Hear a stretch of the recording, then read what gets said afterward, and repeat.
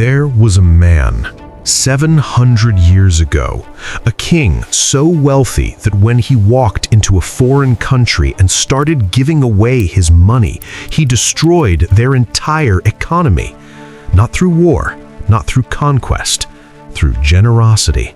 His name was Mansa Musa, and he is, by every serious estimate, the richest human being who has ever lived. Most of you were never taught about him. That ends today. The year is 1312. In West Africa, a man takes the throne of the Mali Empire. His title isn't just king. The word Mansa means emperor of emperors. His empire is enormous, over 2,000 miles wide, stretching across land that today we call Mali, Senegal, Gambia, Guinea, Niger, Nigeria. More territory than most people can picture on a map.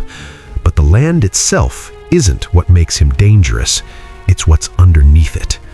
The Mali Empire sat directly on top of the richest gold deposits in the entire medieval world. At the height of his reign, historians believe nearly half of all the gold on Earth came from Mansa Musa's territory. Every ounce mined went to him. And that's before you count the salt. Salt in the medieval world was worth its weight in gold, literally. Musa controlled the salt trade routes across the Sahara. Every caravan that crossed his land paid him a tax. Every piece of ivory, every bolt of silk, every sack of copper, taxed. The wealth compounded for decades. Modern economists have tried to calculate what Mansa Musa would be worth today. The honest answer is they can't. The numbers are too big. One estimate puts his net worth at around $400 billion. To put that in perspective, that is roughly 4 times richer than Elon Musk.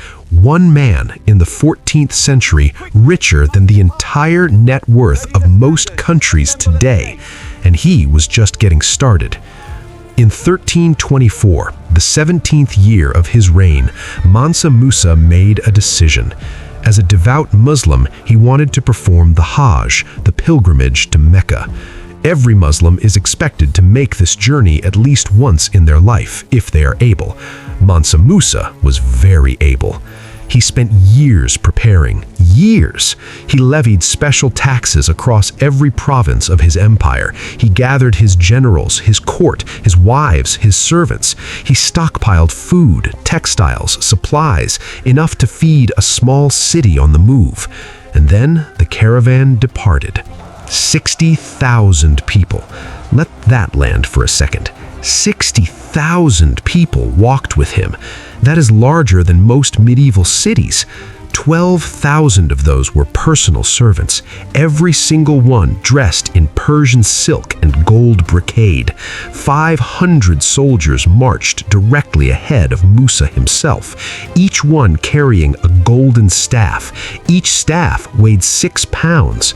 And the camels, 80 camels, each one loaded with between 50 and 300 pounds of pure gold dust. This was not a religious pilgrimage. This was a statement. The most powerful man on earth was about to introduce himself to the world, and the world had absolutely no idea what was coming. The journey would cover more than 4,000 miles. First, the Sahara.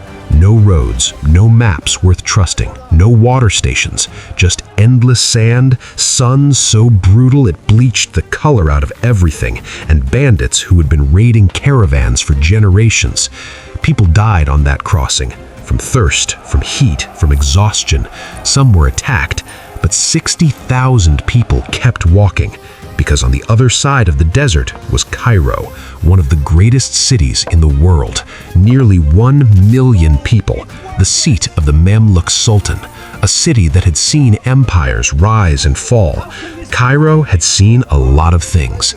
Cairo had never seen anything like this. In July 1324, Mansa Musa arrived at the outskirts of Cairo.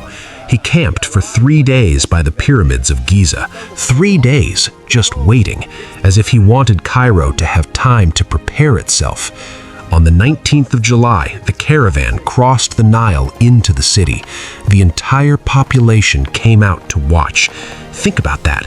A city of 1 million people, and people lined the streets just to see him pass. Musa met with the Sultan of Egypt, Al-Nasir Muhammad, one of the most powerful rulers in the Islamic world. Before the meeting even began, Musa sent ahead a gift, a greeting, a formality. The gift was thousands of gold coins. The Sultan gave Musa his own palace for the summer. And then Musa went for a walk through Cairo. He walked through the markets, through the streets, through the mosques, and everywhere he went, he gave. To the poor he passed, gold. To the mosques along his route, gold. To merchants, to shopkeepers, to city officials, gold. The historian Al-Lumeri, who visited Cairo 12 years after Musa left, recorded what people told him. He said that Musa left no court official, no royal employee, no one of any standing without a personal gift of gold. Nobody in Cairo had ever seen generosity like this. And that is where the story takes a dark turn. There is a basic rule in economics. When there is too much of something, it loses its value. Mansa Musa had flooded Cairo with so much gold that the gold market collapsed. The value of gold dropped by roughly 20 to 25% almost overnight.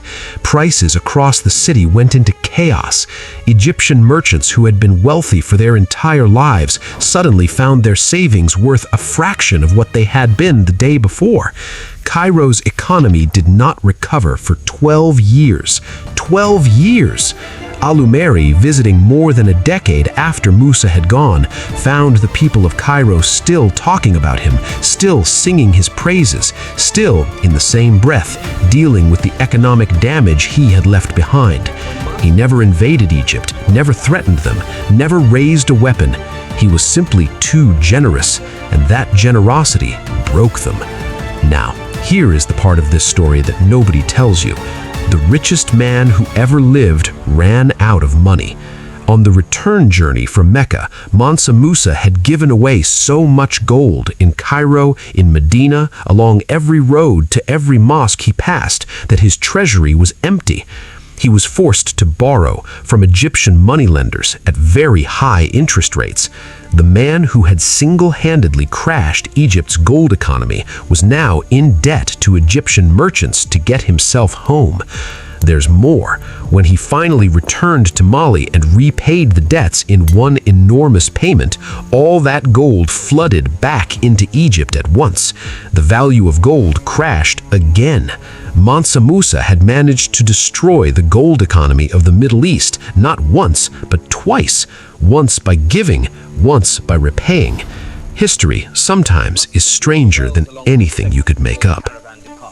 When Mansa Musa came home, he built.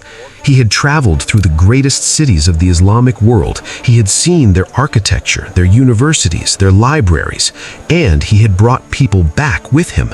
Architects, scholars, poets, mathematicians. He commissioned the great mosque of Timbuktu, the Jingerabere Mosque, designed by an architect he had recruited from Andalusia. A man paid 400 pounds of gold just to make the journey. That mosque still stands today. But the building was only the beginning. Timbuktu under Musa became one of the great centers of knowledge in the entire world. Its university could hold 25,000 students at its peak. 25,000 at a time when Oxford University had only a few hundred. Its libraries held over 800,000 manuscripts on astronomy, medicine, mathematics, philosophy, law. While most of Europe was struggling through plague, famine, and superstition, Timbuktu was a city of light, and the world noticed.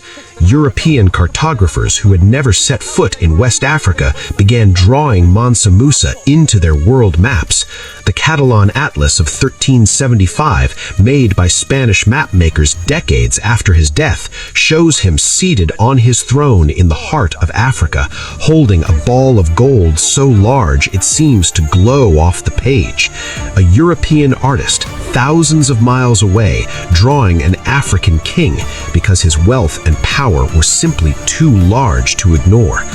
Mansa Musa died sometime around 1337.